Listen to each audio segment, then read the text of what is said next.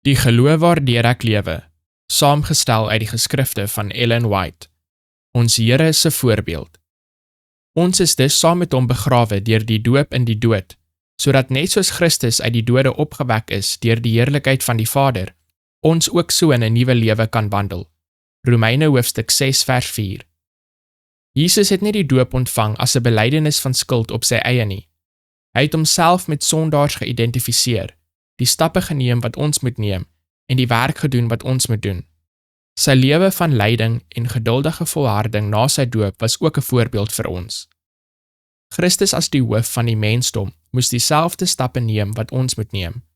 Alhoewel hy sondeloos was, was hy ons voorbeeld in die vervulling van al die vereistes vir die verlossing van die sondige ras.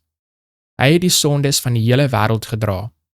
Sy doop was om die hele sondige wêreld te omhels, wat deur bekering en geloof vergewe sou word. Maar toe die goedertierenheid van God, ons verlosser, en sy liefde tot die mens verskyn het, nie op grond van die werke van geregtigheid wat ons gedoen het nie, maar na sy barmhartigheid het hy ons gered deur die bad van die wedergeboorte en die vernuwing deur die Heilige Gees, wat hy ryklik uitgestort het op ons deur Jesus Christus ons verlosser, sodat ons, regverdig deur sy genade, erfgename kan word, ooreenkomstig die hoop van die ewige lewe.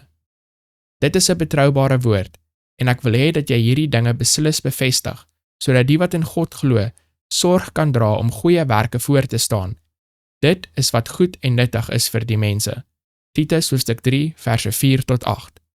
Die mens is weer in guns by God gebring deur die was van die wedergeboorte. Die waterdoop was die begrafnis saam met Christus in die water na die gelykenis van sy dood, wat voorstel dat almal wat hulle bekeer van die oortreding van die wet van God, skoon gewas word en reiniging ontvang deur die werk van die Heilige Gees.